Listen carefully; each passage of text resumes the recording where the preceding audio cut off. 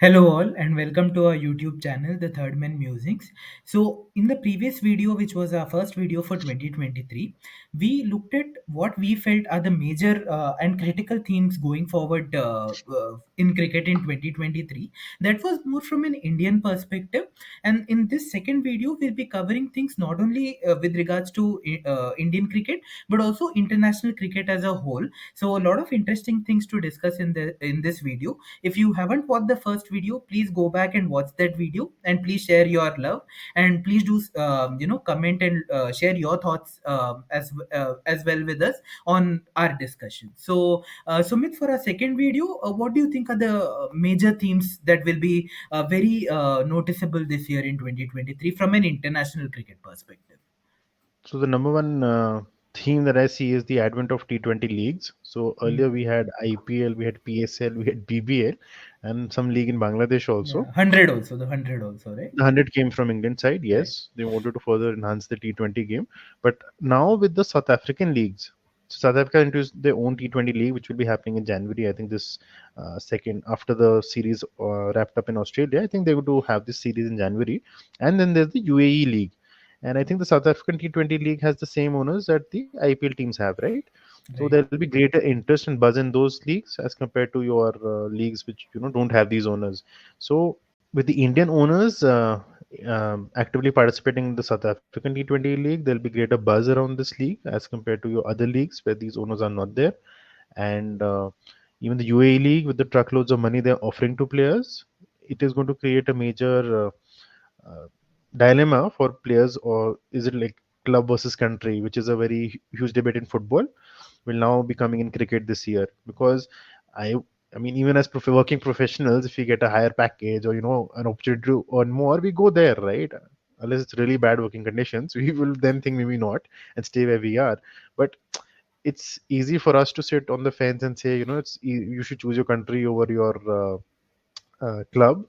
But think from the perspective of a cricketer who has a life of say 5 or 6 years on an average. You talk about legends who have played for 12, 15 years, right? These people have the primes of 5, 6 years, and so many things are there. There's luck, there is politics, and they might not make it. So they have this window where they can make a lot of money for their life. They don't have options to do any other thing, right? They are skilled at this. Maximum is they become pundits afterwards. So from their perspective, I see that why it's tempting. And you can see the examples happening. Trent Bolt, Colin de Grandhomme, two very major New Zealand players, they have not signed central contracts because they want to be T20 like freelance cricketers, and play all over the world and earn like 5 times the money playing half the time that you would play in your national colors. So you see, it is giving them work-life balance also. They play lesser cricket, earn more money, more time with family. So it's going to be difficult. How I also don't know how cricketers can choose. I mean, we think it's easy because from Indian perspective, cricketers make so much in India, right? But other countries are not so blessed, so they have to look out for their own, and that's where I think it's going to further create a big divide between the big three and the other teams who are not so financially well off. So yeah, Right. And it's scary if people like us who are big fans of international cricket, born and brought up watching international cricket, franchisee cricket came much later, right, after we that's grew right. up. So very scary to even visualize that one day international cricket could get sidelined and, it will be leagues all over. So it will be very interesting to see how ICC deals with this, how the focus and emphasis will come back on international cricket again, because as you rightly said, India, England, Australia will continue to pay their players well, right, for performing on the international level. But teams like South Africa, New Zealand, Sri Lanka, West Indies, all these guys don't have enough. Money to support their You're right. players comparatively, and that is why they are going through to this franchisee route, especially a proud test nation like South Africa, right? Imagine, they love their tests, right? They really compete in tests. They believe that they need to be within the top 3 4 sides, and they're playing just 2 test series this year.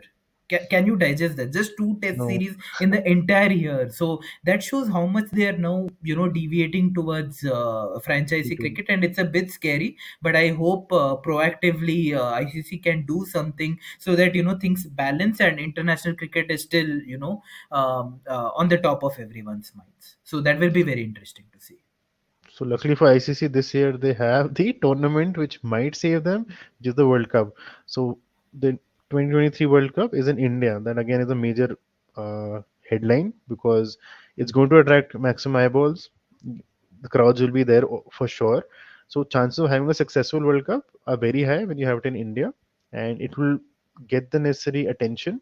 And maybe 50 over format gets like life. I think this is the last chance because even it's difficult, right? With T20 cricket, you're so used to watching 3 hours of fast cricket and you're done. But now 9 hours of cricket, it sounds daunting. The World Cup hopefully will be that interesting. My only concern is again the timing. We're doing it in October, November, so that will be near the due season. So if you again have a due World Cup wherein the toss is the major player and everybody is chasing down anything, it's going to derail the World Cup. So hopefully BCI has something up its sleeve in terms of handling the due. But I see the World Cup as one big event which might save ODI cricket, at least for some time. I still think the future is T20 and Test cricket. ODI cricket is going to lose out in the future. So, what are your thoughts? You think Yeah, it I has yeah, I chance? think the point that you mentioned about due is a big one, right? Mm, Because we saw what happened last year in the T20 World Cup, which was held in UAE. Everything became toss dependent. The minute a captain won the toss, you knew this team was almost going to win the match unless something spectacular happened, right? So there is talk that that anti-dew sprays will be used, which is a recent spray that they use for mm, folks who are not aware. So before the match starts, they spray the entire ground with an anti-dew spray so that dew doesn't accumulate on the surface. But again, it's not 100% efficient. It can reduce the film of dew on the ground, but it cannot eliminate it. So that is okay. maybe something that ICC will look into, or maybe advancing the timings of the match so that by the time there's peak dew on the ground, hopefully the second innings would have almost got done so that there's minimal impact. So that is important to see, and very rightly mentioned about this World Cup needing to be very good for the ODI format to survive, right? Because you saw the T20 World Cup in 2007 was a huge hit. IPL came 2008, lit everyone's screens, right? But it was the 2011 World Cup because India won it after 28 years, and it was at home, so all that nostalgia came in, and that helped ODI cricket survive till now, right? Let's be honest, whenever anyone thinks 50 over World Cup in the recent past, everyone thinks about the Yeah, yeah. 2011 World Cup. So imagine that win helped us sustain ODI cricket for till 2023. We need another India win, hopefully in 2023, to maybe take it down to 2030 and beyond. So yeah, definitely the format is dying. Let's be honest, because people either love the challenges of Test cricket because Test cricket is exhausting, right? But it brings the best out of you. It separates the men from the boys. T20 World Cup is everybody's masala nowadays. Everybody loves it. ODI cricket is stuck in between. So there was an interesting opinion given by Sachin Tendulkar a few years back that maybe the 50 over format can be shuffled in such a Broken. way. One team plays 25 overs, then the next team plays 25 overs, and then the first team again plays 25 overs, and the second team plays 25 overs to spice in up ODI cricket. Mhm. Sumit, do you see such a thing, maybe such an innovation coming again in the future, maybe to revive ODI cricket? Has to be because that way at least your due will be like neutralized. Both the teams will True. struggle with due, and strategies will come into picture, and people will they'll take time to figure out the format so that that was 2 3 years people will just keep trying to figure it out and it'll Right. make it interesting. So they will have to do something, I'm sure. Even if the World Cup is a success, they can live off it for a year or two, but then you won't have much excitement for 50 over cricket bilateral series. Especially they need to bring back triangular series. I think those are one of the most Definitely, definitely. interesting things of a childhood, the Titan Cup and all those, where India was always the underdog. So Right. they were very dramatic with the bonus point and run rate. So they need to have Yeah. tri series. That I think is mandatory. Before this 25-25 block, go for tri series and keep Mhm. good teams. Don't keep like one favorite and two weak teams. Keep it like a keep it big three to start with, and then start Mhm. getting small teams one by one. So one thing I can see, and one thing major impact in 22 will be of Bazball. So Absolutely. that is one of the most fun things that happened to test cricket, wherein they were trying to play test cricket in ODI format and ended up playing like T20 at times. So you see it happening this year as well. Other teams following suit. No. While theoretically it is a great concept, right? England, in fact, scored 500 in a day against Pakistan, right? I mean, And who mind could have you, it imagined was that 500 in a day, right? that was But 75 overs then, by the way, not 90. yeah, So not they even if they 90. had if they So had 90, it would be 600 plus yeah, that day. yeah, So yeah. unheard of, right? Suppose, imagine if WG Grace, hears it in his grave, he would virtually maybe tumble in his grave, right? That 500 runs are being scored in a single day. But do teams have the arsenal to execute it, right? It's okay to say, okay, we'll go ahead, we'll try to hit 400 runs in a day. But do Mhm. teams have the arsenal is a big question, because England bat right down till 10, even 11 at times. But other teams, I think they'll go for it at least, because that makes test matches more interesting. Even the pitches in Pakistan, all the three tests that we saw against England, none of them actually supported a result, but The result. England's style enabled that result, right? So I see teams making a go for it for sure. And Bazball has really brought back interest into Test cricket, and I love it. And it's amazing when England pull it off. Hats off to them. I think Ben Stokes and Brendan McCullum both need to be, applauded for um, the thought process that they brought and executed it. And I see teams going for it. How actually they can do it on the ground, the other teams, and can England execute it in a place like India where the ball spins a Yes. mile, right? So Mhm. that is also interesting. Your thoughts, Sumit, on basketball in 2023? So one very good example would be yesterday's match of Pakistan and New Zealand. So if New Zealand had batted a bit faster, their run rate in the second innings was again hovering around 3.5 and over, right? If it had been 4.5, they would have had more time. And yesterday they lost out because of bad light, because I think 15 minutes were left and nine batsmen were down, but there was no light. Even the spinners could not bowl. It was so bad. So that shows that you need to make time, and England, that's what they did on those pitches where there was no result. They made a time for their bowlers by batting at 5 and over.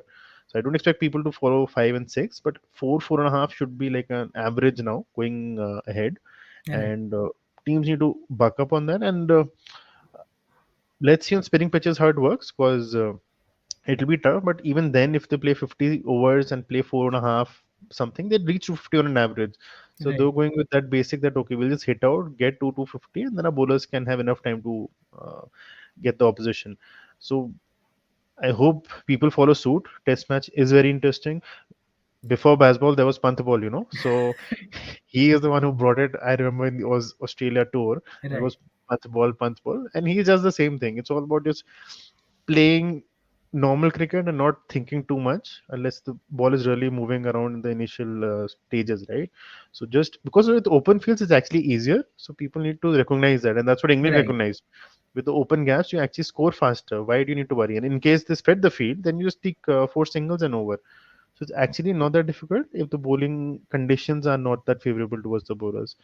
So hopefully other teams follow suit, and we'll have interesting Test cricket with But here's a question for you, Sumit. Now, England didn't have anything to lose in the Test series against Pakistan, right? the But this year WTC. they have the Ashes, and they Yeah. regard Ashes sometimes even more than the World Cup, right? Yeah, So, do you yeah. see them continuing playing baseball in a high-profile series like the Ashes as well?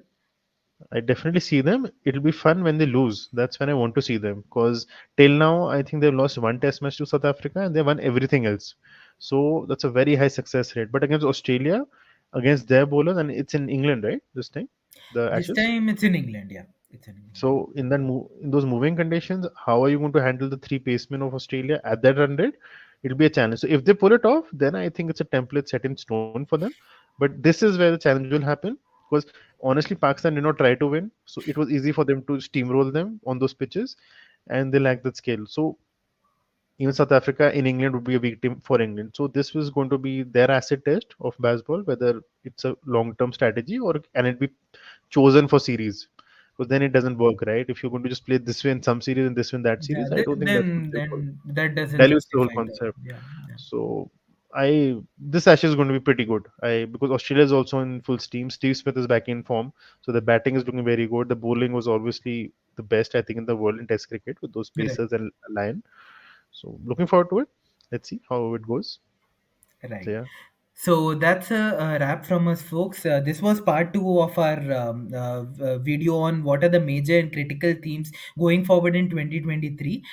So we hope you watch both videos, and please let us know your thoughts if we missed out on anything.